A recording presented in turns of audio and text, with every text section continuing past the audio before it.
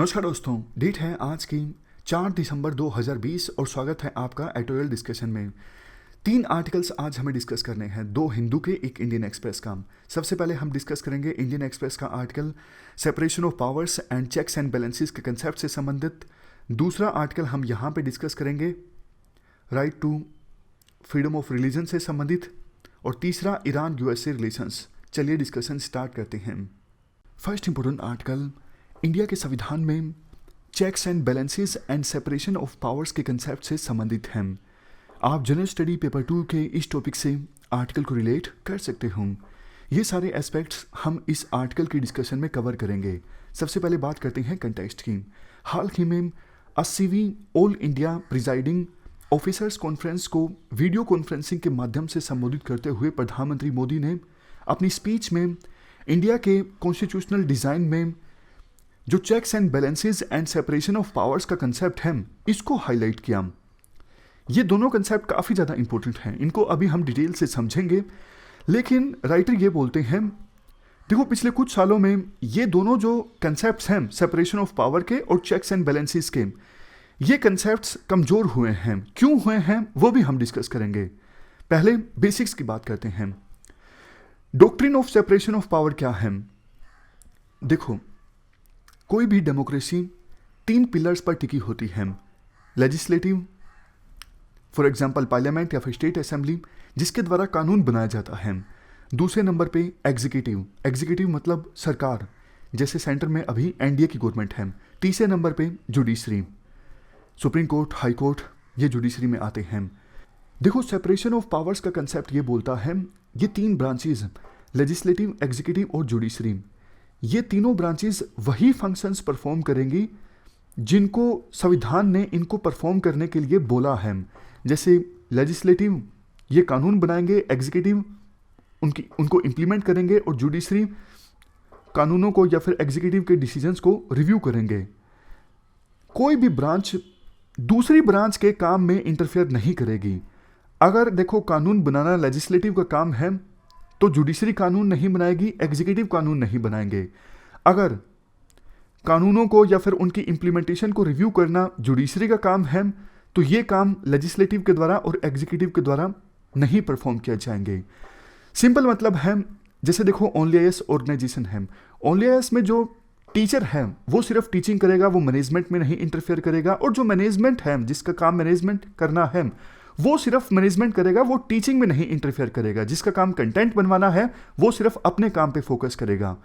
तो ये simple example है सेपरेशन ऑफ पावर्स का। अब क्वेश्चन ये उठता है कि सेपरेशन ऑफ पावर्स का कंसेप्ट आया क्यों? मतलब ऐसा नहीं है कि सबसे पहले इंडिया के संविधान में आया था, और इंडिया के संविधान में कैसे है ये भी हम डिस्कस करेंगे। कौन कौन से जो आर्टिकल्स हैं वो सेपरेशन ऑफ पावर्स के कंसेप्ट को मजबूत करते हैं। लेकिन हाँ, सेपरेशन ऑफ पावर्स का कंसेप्ट सबसे पहले इंडिया में नहीं आया था। यूएसए और दूसरी डेमोक्रेटिक कंट्रीज का जो संविधान है उनमें भी ये कंसेप्ट देखने को मिलता है। आया क्यों था सेपरेशन ऑफ पावर्स का कंसेप्ट? ये देखो, इसलिए ये इंश्योर करने के लिए कि कोई भी ब्रांच बहुत ज़्यादा मजबूत ना हो जाए, अपने हाथों में एक्सेसिव पावर्स को ना जमा कर ले। अगर देखो पावर्स का सेपरेशन ना हो तो क्या होगा? जुडिशरी अपने हाथों में पावर्स को जमा करती जाएगी, वो फंक्शंस भी परफॉर्म करने लगेगी जो एग्जीक्यूटिव के द्वारा किए जाते हैं, वो फंक्शंस भी परफॉर्म करने लगेगी जो लेजिस्लेटिव के द्वारा परफॉर्म किए जाते हैं। तो डेमोक्रेसी जो कि 3 पिलर पे टिकी होती है, जुडिशरी का पिलर ऐसी सिचुएशन में मजबूत हो जाएगा और वो डेमोक्रेसी ठीक से काम नहीं कर पाएगी। इमारत जो है डेमोक्रेसी की वो गिर जाएगी। तो कोई भी ब्रांच बहुत ज़्यादा पावर अपने हाथों में जमा ना कर ले, ये इंश्योर करने के लिए सेपरेशन ऑफ पावर का कंसेप्ट होता है। अब आप संविधान में प्रोविजंस देख लीजिए सेपरेशन ऑफ पावर्स के कंसेप्ट से संबंधित। आर्टिकल 50, आर्टिकल 50 साफ तौर पे बोलता है स्टेट स्टेप्स लेगा ताकि जुडिशरी को एग्जीक्यूटिव से अलग किया जा सके। ये जुडिशरी के इंडिपेंडेंस को इंश्योर करने के लिए काफ़ी ज़्यादा जरूरी है। क्योंकि देखो अगर एग्जीक्यूटिव के पास कोई ऐसा टूल है, कुछ ऐसी पावर है जिससे वो जजेस को डरा सके, धमका सके, दबा सके, तो फिर जुडिशरी इंडिपेंडेंट होकर काम नहीं कर सकेगी और एग्जीक्यूटिव के डिसीजन में हाँ में हाँ मिला देगी। उनको स्ट्राइक डाउन नहीं किया जाएगा, उनको अच्छे से रिव्यू नहीं किया जाएगा जुडिशरी के द्वारा। उसके बाद है आर्टिकल 122 एंड 212।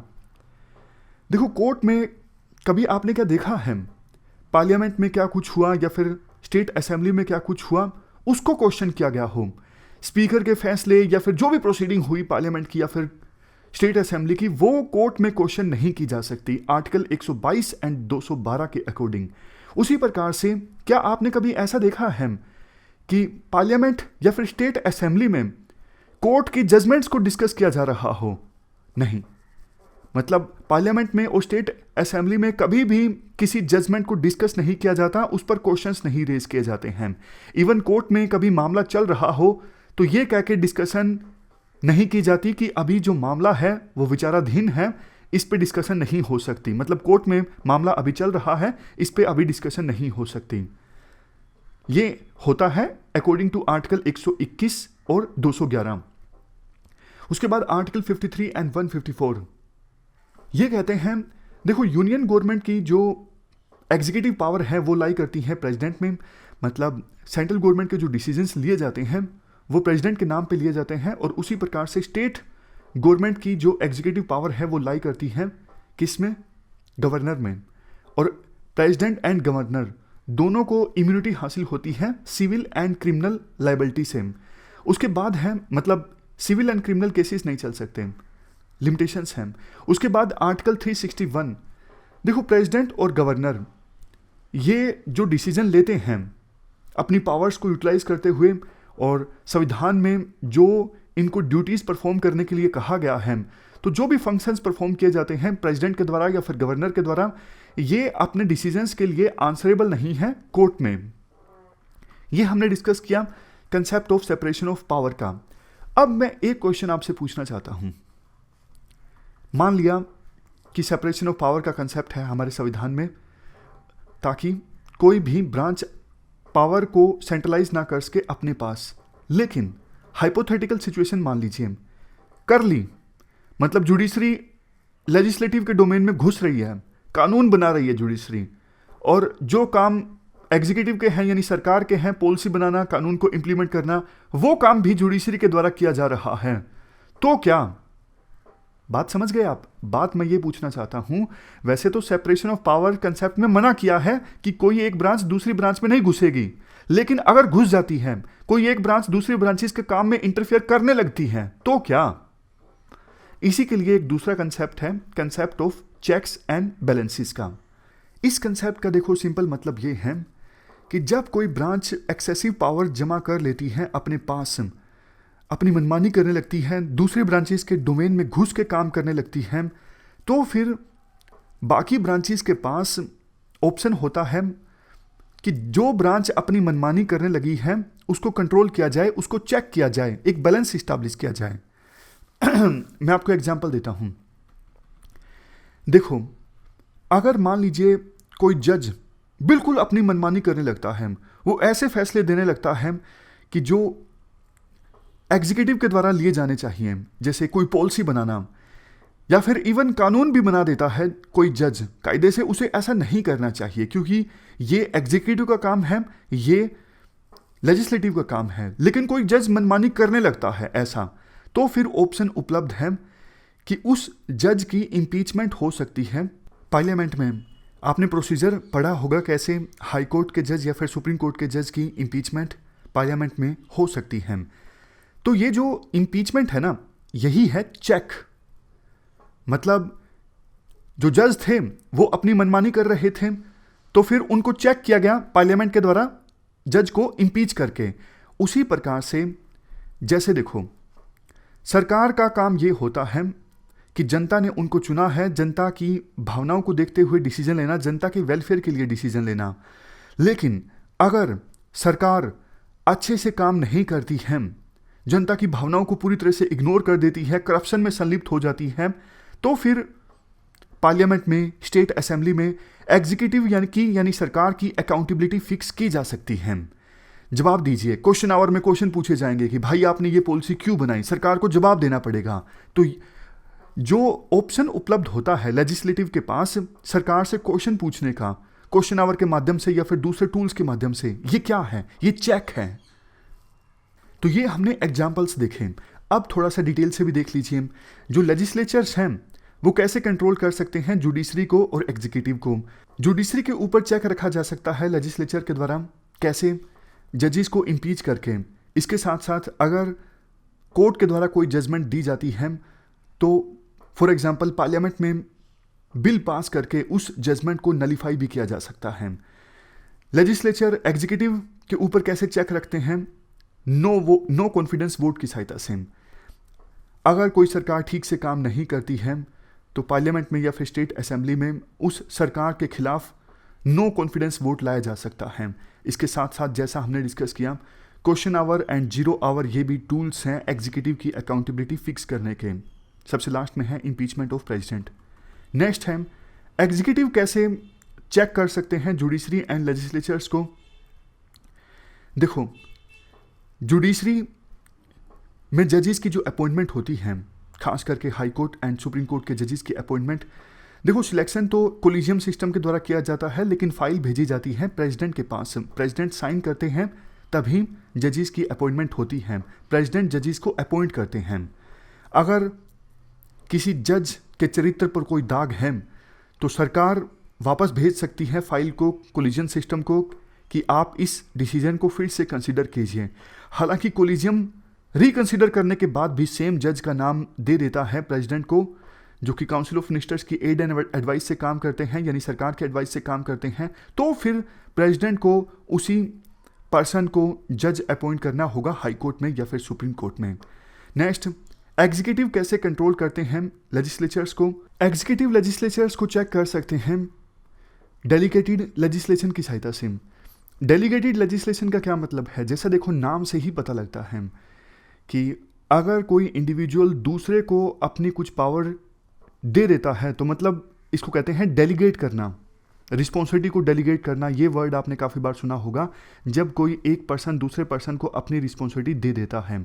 तो डेलीगेटेड लेजिस्लेशन का मतलब है जब लेजिस्लेचर अपनी जो कानून बनाने की पावर है वो दे देता है एग्जीक्यूटिव को, और फिर सरकार को मिल जाती है कानून बनाने की पावर। पर्टिकुलर मामलों में ऐसा होता है, ऐसा नहीं कि ओवरऑल ही लेजिस्लेचर ने अपनी जो पावर है कानून बनाने की वो एग्जीक्यूटिव को सौंप दी, नहीं। ऐसा कब होता है ये, देखो ये तब होता है जब कोई कानून बनाने की बात आती है। जैसे फार्मूला मान लीजिए जो हाल ही में बने, एक ऊपर का ढांचा पार्लियामेंट से पास हो जाता और लिख दिया जाता कि इससे संबंधित जो रूल्स हैं वो एग्जीक्यूटिव के द्वारा बनाए जा सकते हैं। इसका रिजल्ट क्या निकलेगा, कायदे से जो चीज़ उस कानून में होनी चाहिए थी, अब ये लिख दिया गया है कानून के अंतर्गत कि इससे संबंधित जो रूल्स हैं वो एग्जीक्यूटिव के द्वारा बनाए जा सकते हैं, मतलब पावर एग्जीक्यूटिव के पास आ गई। तो ये होता है डेलीगेटेड लेजिस्लेशन।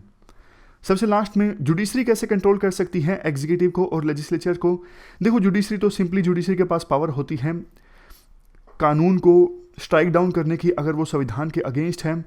इवन सरकार के द्वारा जो भी डिसीजंस लिए जाते हैं उनको रिव्यू जुडिशरी के द्वारा किया जा सकता है।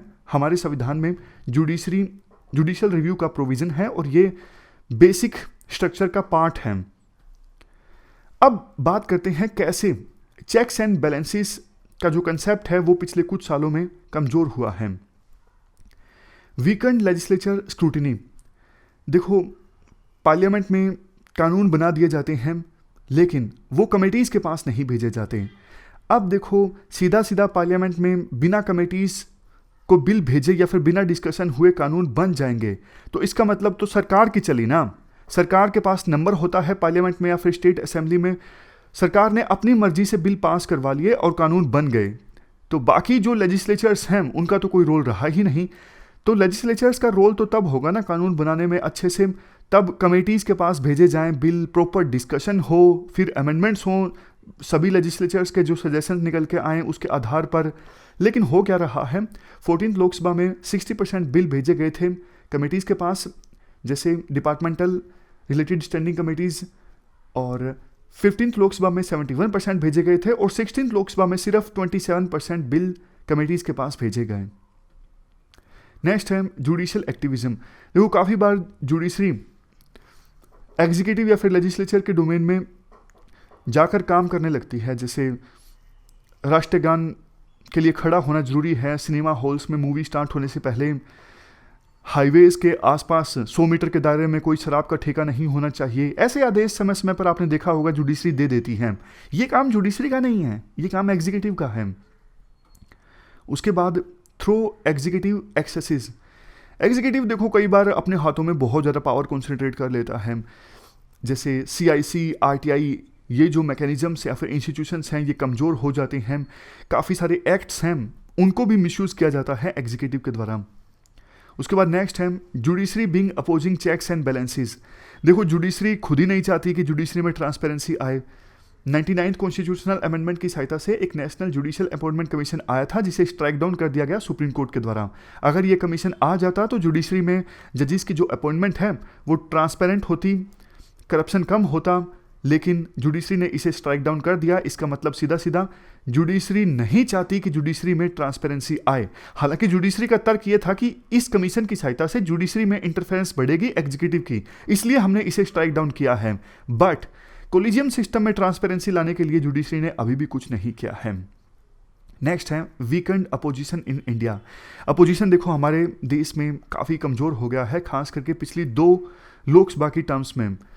कांग्रेस को कितनी सीट्स आई? 44 आई थी शायद पिछली बार, और इस बार शायद 52 आई है ना। तो बिल्कुल मतलब इतनी सीट्स के साथ भी वैसे देखो अपोजिशन इफेक्टिव हो सकता है। बात सीट्स की नहीं है, अब क्या बोलूँ मैं, बात सीरियसनेस भी नहीं बोला जा सकता क्योंकि ये पॉलिटिक्स वाला पॉइंट हो जाता है। लेकिन कुछ भी हो, अपोजिशन कमज़ोर है, अपोजिशन एग्जीक्यूटिव की अकाउंटेबिलिटी नहीं फिक्स कर पा रहा है।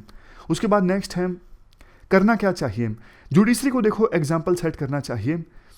जुडिशरी को सबसे पहले तो खुद में ट्रांसपेरेंसी लानी चाहिए और उसके बाद लेजिस्लेचर और एग्जीक्यूटिव के द्वारा जो भी डिसीजंस लिए जाते हैं उनको रिव्यू करे अगर जुडिशरी के पास आते हैं बिना खौफ के और इंटीग्रिटी के आधार पर। उसके बाद नेक्स्ट है लेजिस्लेटिव इम्पैक्ट असेसमेंट। जब भी देखो कोई बिल आता है पार्लियामेंट में या फिर स्टेट असेंबली में पास होने के लिए, तो पहले उसकी असेसमेंट होनी चाहिए कि बिल के पास होने के बाद सोसाइटी पे क्या असर पड़ेगा, इकोनॉमी पे क्या असर पड़ेगा, इन्वायरमेंट पे क्या इम्पैक्ट होगा, एडमिनिस्ट्रेटिव इम्पैक्ट क्या होगा। हर एक डायमेंशन में जाके सोचा जाए अगर ये बिल पास हो जाता है तो क्या इम्पैक्ट होगा। जैसे एग्जाम्पल के तौर पर फार्म बिल्स जब पार्लियामेंट में आए थे तो उससे पहले असेसमेंट होना चाहिए था कि इन बिल्स के पास होने के बाद इन्वायरमेंट पे क्या इम्पैक्ट पड़ेगा, इकोनॉमिक एफिशिएंसी आएगी या फिर नहीं आएगी। सब कुछ पहले से असेस होना चाहिए। इवन बाद में भी असेसमेंट होनी चाहिए। बिल के पास होने के बाद यानी कानून बनने के बाद इंप्लीमेंटेशन कैसे हो रहा है तब भी असेसमेंट हो। नेक्स्ट सजेशन है strengthen the role of opposition. Opposition के रोल को मजबूत बनाना कैसे? शैडो कैबिनेट की सहायता से ये एक ऑप्शन हो सकता है। शैडो कैबिनेट का कंसेप्ट देखो ब्रिटिश कैबिनेट सिस्टम में है। इसमें क्या होता है, जैसे मान लीजिए सरकार में मिनिस्टर्स हैं, प्रधानमंत्री मोदी हैं, फाइनेंस मिनिस्टर हैं निर्मला सीतारमन, एग्रीकल्चर मिनिस्टर हैं नरेंद्र तोमर। उसी प्रकार से अपोजिशन में भी एक एक समकक्ष शैडो प्राइम मिनिस्टर होगा। For example Rahul Gandhi shadow prime minister, और जयराम रमेश मान लीजिए shadow environment minister, P Chidambaram मान लीजिए शैडो फाइनेंस मिनिस्टर। तो शैडो कैबिनेट का ये कंसेप्ट होता है, हर एक मिनिस्टर के समकक्ष अपोजिशन में एक मिनिस्टर, वो शैडो मिनिस्टर होता है, और मिनिस्टर के द्वारा जो भी डिसीजन लिए जाते हैं उनको काउंटर साइन किया जाता है शैडो कैबिनेट के द्वारा यानी अपोजिशन के मिनिस्टर्स के द्वारा। इससे काफ़ी फायदा होता है। कंक्लूजन में कहा जाता है देखो अगर रिपीटेडली ऐसा होगा कि एक ब्रांच दूसरे ब्रांच में घुस के काम करेगी तो संविधान कमज़ोर होता है, डेमोक्रेसी कमज़ोर होती है। ये हमने पूरा आर्टिकल डिस्कस किया separation of powers and checks and balances के कंसेप्ट के बारे में। Next article right to religion से संबंधित है। क्या कंटेस्ट है? देखो एक केस था, सलामत अंसारी एंड प्रियंका खारवार, इन दोनों ने आपस में शादी कर ली और शादी करने से पहले प्रियंका ने इस्लाम धर्म को अपना लिया। तो इसके बाद इनके खिलाफ FIR दर्ज की गई पुलिस के द्वारा सेक्शन 366 के अंतर्गत।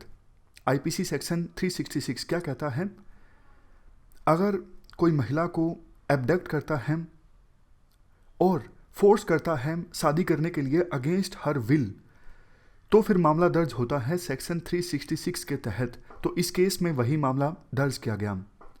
तो कपल जो है वो कोर्ट में पहुंचा और इसी मामले में इलाहाबाद हाई कोर्ट की जजमेंट आई है, पिछले महीने आई थी। इलाहाबाद हाई कोर्ट ने अपनी जजमेंट में बोला, अगर देखो किसी ने धर्म बदला है, इवन शादी करने के लिए धर्म बदला है, तो भी ऐसा करके वो पर्सन अपनी पर्सनल लिबर्टी को एक्सरसाइज कर रहा है। इलाहाबाद हाई कोर्ट ने अपनी जजमेंट में ये भी कहा, देखो किसके साथ रहना है, किसके साथ नहीं रहना है, ये जो राइट है ये फंडामेंटल राइट है और right to life and personal liberty के अंदर आता है। हमारा समाज जो है वो इंडिविजुअल डिग्निटी की फाउंडेशन पर टिका हुआ है और पर्सनल की फ्रीडम जो है वो इस बात पे डिपेंड नहीं करती कि उस पर्सन का जो पार्टनर है उसकी कास्ट क्या है, उसकी क्रीड क्या है या फिर उसका रिलीजन क्या है। हर एक पर्सन को अधिकार है अपनी कॉन्शियंस पर। कॉन्शियंस का क्या मतलब होता है? देखो, कॉन्शियंस का मतलब होता है moral sense of right and wrong.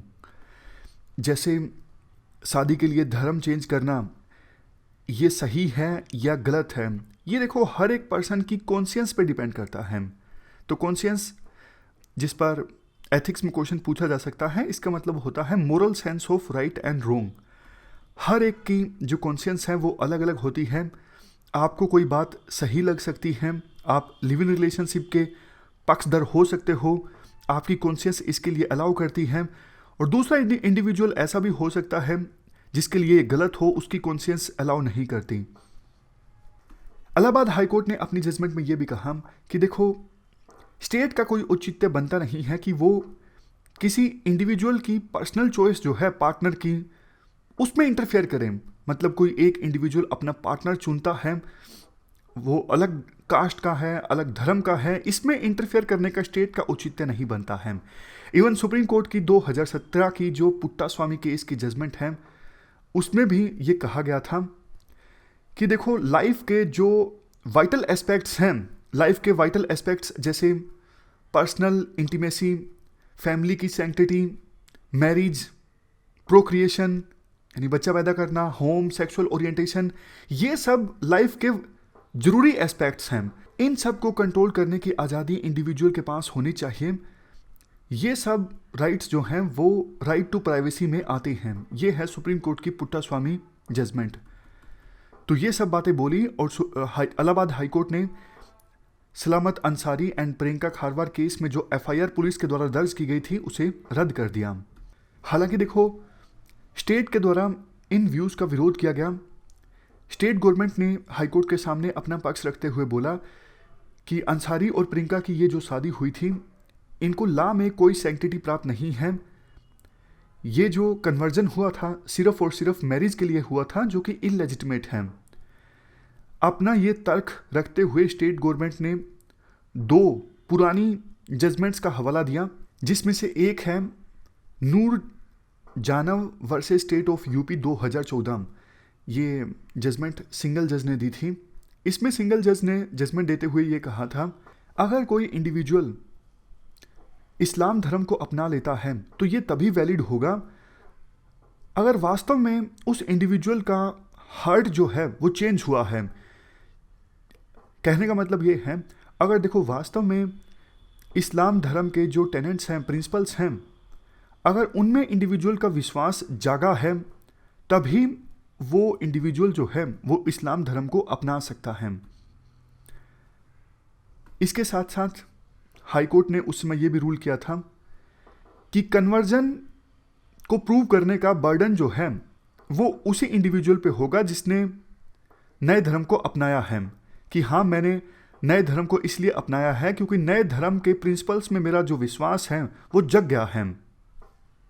इसीलिए ये जो अंसारी और प्रियंका का केस था इसमें ये बोला गया वुमन की जिम्मेदारी बनती है कि उसने जो इस्लाम धर्म को अपनाया है वो इसलिए अपनाया है क्योंकि नए धर्म की टीचिंग्स में उसका विश्वास है, ना कि मैरिज की वजह से नए धर्म को अपनाया है। ये स्टेट की तरफ से बोला गया था कि इंडिविजुअल्स जिन्होंने धर्म चेंज किया है वो प्रूव करें वास्तव में आपका नए धर्म में विश्वास जगा है और सिर्फ शादी के लिए आपने ऐसा नहीं किया है।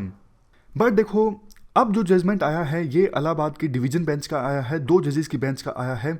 इस डिवीज़न बेंच ने नूर जान केस में सिंगल जज के द्वारा दी गई जजमेंट को रिजेक्ट कर दिया है। हाई कोर्ट ने यह कहा मैरिज जो है वो चॉइस का मामला है। हर एक अडल्ट वुमन के पास फंडामेंटल राइट है अपने पार्टनर को चूज करने का। अगर इस डिसीजन से कुछ दूसरे डिसीजन भी ऑटोमेटिकली लिए जाते हैं जैसे कि चॉइस ऑफ रिलीजन, तो स्टेट का इसमें कुछ इंटरफेयर करने का औचित्य बनता नहीं है। मतलब डिवीजन बेंच ने यह कहा इस केस में, जैसे एग्जाम्पल के तौर पर, कि प्रियंका के पास अपना अधिकार है अपने पार्टनर को चूज करने का, और ऐसा करते वक्त अगर कोई वो एडिशनली डिसीजन लेती हैं जैसे कि अपने धर्म को चेंज करना, तो भी इसमें स्टेट का कोई इंटरफेरेंस बनता नहीं है। अगर ऐसा किया जाता है तो फिर मतलब ये संविधान का वायलेशन है, क्योंकि ये पर्सनल चॉइस के अगेंस्ट है। इसके बाद राइटर अपनी तरफ से भी कुछ आर्ग्यूमेंट्स देते हैं। राइटर कहते हैं देखो संविधान का आर्टिकल 25 जो है वो आज़ादी देता है किसी भी इंडिविजुअल को कि वो अपनी मर्जी से किसी भी धर्म को प्रोफेस, प्रैक्टिस एंड प्रोपगेट कर सकते हैं। आर्टिकल 25 हर एक इंडिविजुअल को फ्रीडम ऑफ कॉन्शियंस की गारंटी देता है। और जैसा हमने पहले डिस्कस किया, कॉन्शियंस का तो मतलब होता है oven sense of moral right and wrong, मतलब सही और गलत की समझ। सही और गलत की समझ हर एक के लिए देखो अलग अलग होती है। किसी पर्सन को कोई चीज़ अंदर से सही लग सकती है, दूसरे पर्सन को वो चीज़ अंदर से गलत लग सकती है। ये एक ऐसा इमोशन है जिसको आप बाहर से जज नहीं कर सकते, और स्टेट तो बिल्कुल भी जज नहीं कर सकता है। इवन इलाहाबाद की डिवीजन बेंच ने यह भी कहा कि प्रियंका खारवार और सलामत, इन दोनों को हम हिंदू मुस्लिम नहीं देखते, इन दोनों को हम देखते हैं ऐसे इंडिविजुअल्स जो अडल्ट हैं, जो अपनी मर्जी से साथ रहना चाहते हैं पीसफुली और हैप्पीली। तो फिर स्टेट का कोई औचित्य बनता नहीं है इंटरफेयर करने का। इसके बाद राइटर कहते हैं देखो इसी जजमेंट के बाद उत्तर प्रदेश की सरकार एक ऑर्डिनेंस लेके आई जिसमें प्रोविज़न है कि जो वो रिलीजियस कन्वर्जेंस जो फोर्सफुली की गई हैं वो वॉइड हैं। इसके साथ साथ अगर कन्वर्जन सिर्फ और सिर्फ मैरिज के पर्पज से की गई हैं तो वो भी गलत हैं। ये उत्तर प्रदेश सरकार का जो नया ऑर्डिनेंस आया है उसमें प्रोविज़न है। उसके बाद 1977 की सुप्रीम कोर्ट की एक जजमेंट है। इस जजमेंट में देखो सुप्रीम कोर्ट ने कहा था राइट टू रिलीजन का मतलब राइट टू कन्वर्ट नहीं है। और यूपी गवर्नमेंट जो है, जब ये मामला जाएगा कोर्ट में, तो यूपी गवर्नमेंट 1977 की इसी सुप्रीम कोर्ट की जजमेंट को आधार बना के अपना पक्ष रखेगी। लेकिन राइटर कहते हैं ये जो 1977 की जजमेंट है इसमें कमी है, इसको रिवाइज किए जाने की आवश्यकता है। इसके बाद वैसे 2017 में पुट्टास्वामी जजमेंट में सुप्रीम कोर्ट ने राइट टू प्राइवेसी को फंडामेंटल राइट करार दिया है, और ये भी बताया है लाइफ के कौन से जो एसेंशियल एस्पेक्ट्स हैं वो प्राइवेसी का पार्ट हैं। तो ये हमने पूरा आर्टिकल डिस्कस किया राइट टू रिलीजन से संबंधित। चलते हैं आगे। नेक्स्ट आर्टिकल ईरान और यूएसए रिलेशनशिप से संबंधित है। वैसे देखो सीधा सीधा तो क्वेश्चन जीएस में नहीं पूछा जाएगा कि हाँ बताइए यूएसए और ईरान के बीच में अभी कैसे रिश्ते हैं, लेकिन हाँ फोल्डर मटेरियल के तौर पे इधर उधर इस्तेमाल हो जाता है, तो आपको थोड़ा सा पता होना चाहिए क्या कुछ चल रहा है। डायरेक्ट क्वेश्चन आने की संभावना नहीं है। देखो 2015 में यूएसए के राष्ट्रपति थे ओबामा। उस समय यूएसए की ईरान के साथ एक डील साइन हुई थी कि आप न्यूक्लियर वेपन्स को बनाना छोड़ दीजिए, बदले में आपके ऊपर हम सैंक्शंस हटा देंगे। 15 सालों के लिए ये डील थी। लेकिन जब राष्ट्रपति चुनाव हुए तो ट्रंप के द्वारा बोला गया कि ये तो यूएसए ने ईरान के सामने घुटने टेक दिए, 15 सालों के बाद ईरान जो है न्यूक्लियर वेपन्स का निर्माण कर लेगा। परमानेंट रोक लगनी चाहिए ईरान के ऊपर कि वो किसी प्रकार के न्यूक्लियर वेपन्स का जो प्रोग्राम है उसे परमानेंटली पूरी तरह से बंद कर दें। ईरान के ऊपर प्रेशर बनाया गया ट्रंप के द्वारा, लेकिन ईरान ने प्रेशर को झेल लिया। तो अंत में ट्रंप के कार्यकाल में यूएसए इस डील से बाहर आ गया 2018 में, और ईरान के ऊपर सैंक्शंस फिर से लगा दिए गए। रिश्ते काफ़ी ज़्यादा ख़राब हो गए। यूएसए का एक ड्रोन मार गिराया गया था ईरान के द्वारा गल्फ में, और बदले में सुलेमानी जो इनके ऑफिशियल थे ईरान के, उनका असैसिनेशन किया गया था यूएसए के द्वारा इराक में। 2 बार ऐसा हुआ था कि यूएसए और ईरान बिल्कुल युद्ध लड़ने के मुहाने पर आ गए थे।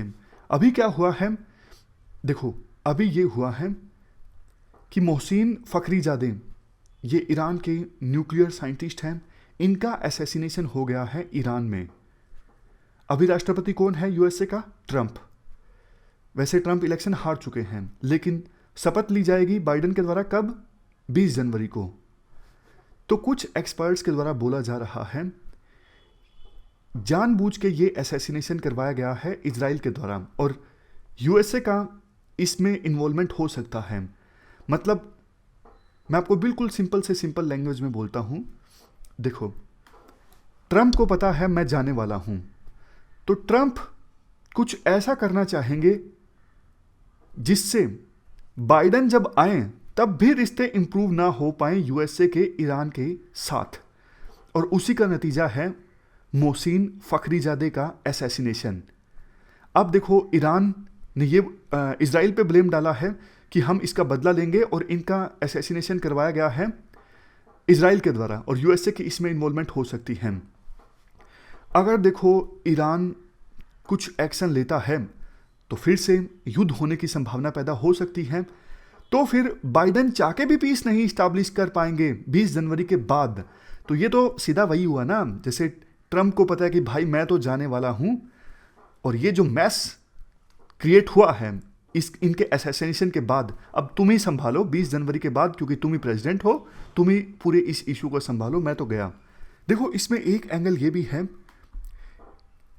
ट्रंप ने बहुत ज़्यादा सपोर्ट किया इजराइल का, सऊदी अरेबिया का। मतलब ऑलवेज, वैसे देखो इजराइल और सऊदी अरेबिया एलाई कंट्रीज रही हैं यूएसए के, बट ट्रंप के कार्यकाल में तो यूएसए का एक तरफा सपोर्ट हासिल था इनको, जबकि ओबामा के कार्यकाल में ईरान के साथ रिश्ते सुधारने की कोशिश की गई थी, सऊदी अरेबिया और ईरान के बीच बैलेंस इस्टेब्लिश करने की कोशिश की गई थी।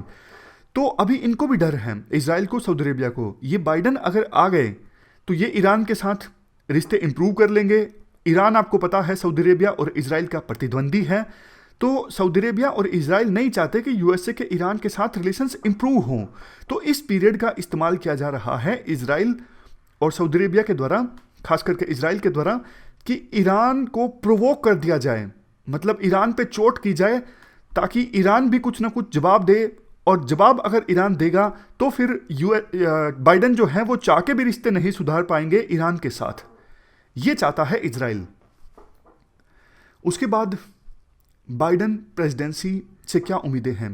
देखो, बाइडेन ने ये बोला था कि मैं ईरान के साथ फिर से बातचीत स्टार्ट करूंगा प्रेसिडेंट बनने के बाद। हालांकि डील की जो टर्म्स हैं उनको मैं रीनेगोशिएट करूंगा। हालांकि ट्रंप के कहने पर ईरान ने डील की टर्म्स को रीनेगोशिएट नहीं किया था। देखना ये होगा क्या अभी बाइडेन के कहने पर ईरान पुरानी डील की टर्म्स को रीनेगोशिएट करेंगे या फिर नहीं करेंगे। दूसरा इशू, ईरान के द्वारा वेस्ट एशिया में टेररिज्म संबंधित एक्टिविटीज़ को अंजाम देना भी है।